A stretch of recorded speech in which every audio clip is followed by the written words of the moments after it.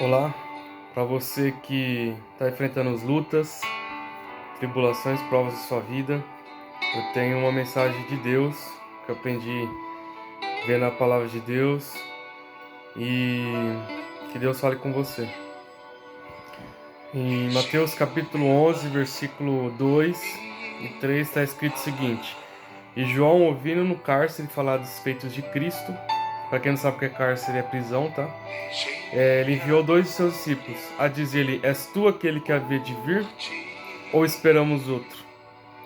Aqui nós estamos falando de João Batista, um grande profeta que está perguntando através de seus discípulos, está na prisão, e a prisão ela pode ter esse poder de dificultar a nossa visão, de dificultar quem Deus é, onde que Deus está, porque, para quem não sabe, João Batista fez grandes coisas através do poder de Deus.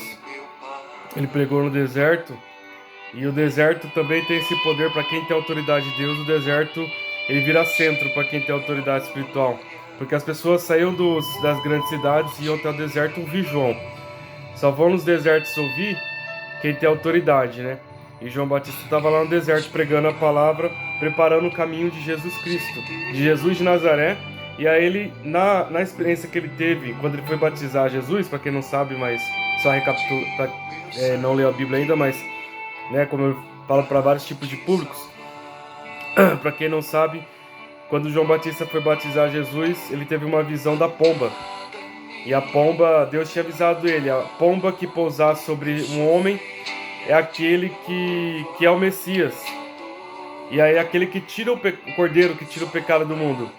E aí João Batista, por isso que ele pregou, esse é o cordeiro que tira o pecado do mundo. No momento da experiência ele tinha certeza que era o cordeiro.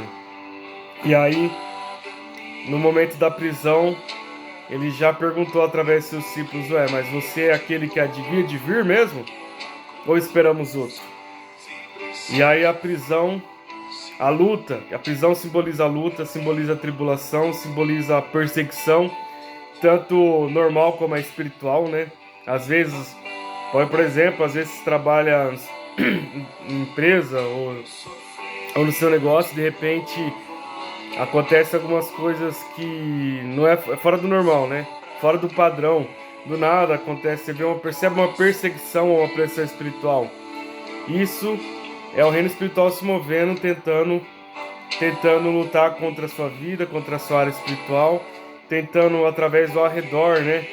Que as seitas falam de aliança de anel de fogo, que é eles tentam bater no ao derredor. Como ele não pode bater direto em você, aí o que vai pegar? Ele vai pegar pessoas que vão te perseguir. E a inimiga ele usa pessoas, mas por trás de pessoas ou por trás de perseguições ou prisões, quem está agindo é o reino espiritual do mal, da maldade, né? Nas regiões celestiais, nas regiões espirituais. E aí João está preso. Só que não estava no script de João. Ser preso, segundo a Bíblia, não estava no script. Para quem não sabe, Isaías profetizou sobre João Batista, que seria a voz que clamava no deserto. E lá estava que ele ia fazer grandes coisas, que ele ia preparar o caminho do Messias, que ele seria uma ferramenta poderosa na mão de Deus. Mas lá no script não estava que ele seria preso. Talvez os discípulos também não saberiam o fim deles, quando estavam servindo e seguindo Jesus. Mas, como Paulo já entendeu isso, Paulo vai falar: todos que querem viver piamente segundo a vontade de Cristo, está em Timóteo, né? Padecerá perseguições. Então a perseguição é um sinal claro de quem quer seguir, servir e obedecer a palavra de Deus, obedecer a Jesus Cristo. E aí João Batista está lá preso, cumprindo o propósito de Deus e preso. E aí ele, na prisão, a visão dele ficou meio turva como homem. E aí ele fala para Jesus: você é aquele que havia de vir ou esperamos outro? E aí Deus não te julga por você passar momentos difíceis e questionar ou perguntar algumas coisas para Deus, como por que eu estou passando essa prova, por que João Batista estava preso mesmo cumprindo o propósito de Deus e sendo uma ferramenta poderosa nas mãos de Deus. E aí, o que eu quero dizer para você: Deus ele não te julga, pelo contrário, Ele conhece o seu coração. E por conhecer o coração de João Batista, aí o próprio Jesus elogia João Batista. Olha, versículo 7, no mesmo capítulo. E aí Jesus começou a falar no parte B, que fostes ver no deserto uma caniça pelo vento? Sim, que foste ver um homem ricamente vestido? Os que trazem ricamente estão nas casas dos reis, mas então que foste ver? Um profeta. Sim, pois eu digo muito mais do que o profeta, porque está escrito, eis que diante de tua face envio o meu anjo que preparará diante de ti o teu caminho. Então João Batista fez um grande papel, preparar o caminho para Jesus Cristo. E mesmo assim ele foi preso. Como eu sempre digo, servir a Deus não isenta a gente de passar as tribulações, mas são através delas que a gente vê a mão de Deus.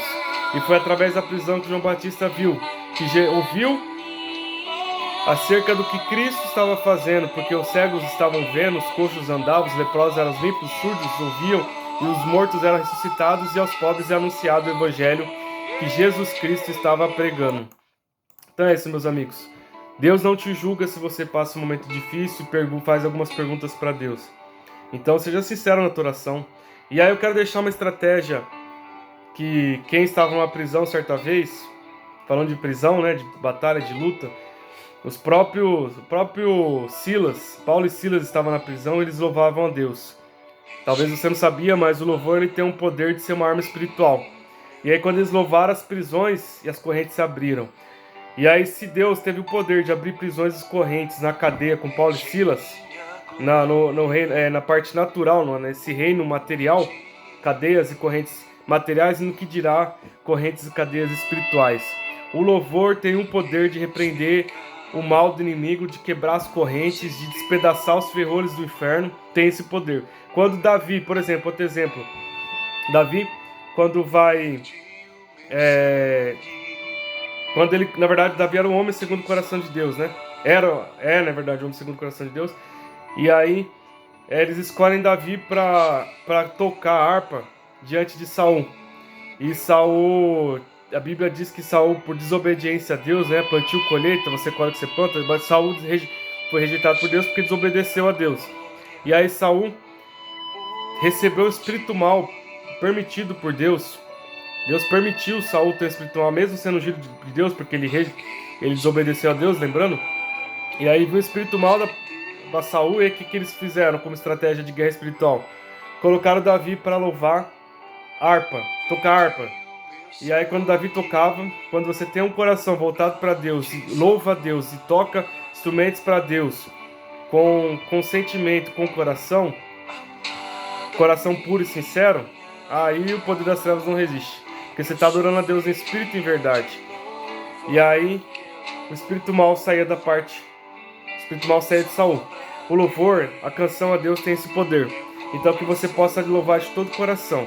No Antigo Testamento eles tinham que ter um lugar para louvar, mas aí Jesus vai ensinar para a mulher samaritana. O Pai procura aqueles que adoram em espírito e em verdade. Não é o lugar que vai agora depender da adoração, mas é um coração voltado para Deus que adora em espírito e verdade. Então que você possa louvar com todo o coração, sabendo que o louvor tem o poder de quebrar as correntes do inferno, que o louvor tem o poder de expulsar o mal, que o louvor totalmente voltado para Deus tem esse poder de quebrantar os nossos corações e nos aproximar de Deus. O Daniel Mastral, quando antes de ele ser liberto, louvaram com unção, e aí ele ficou possesso. E aí ouça o testemunho dele e você vai ver o poder que tem a adoração. Deus abençoe.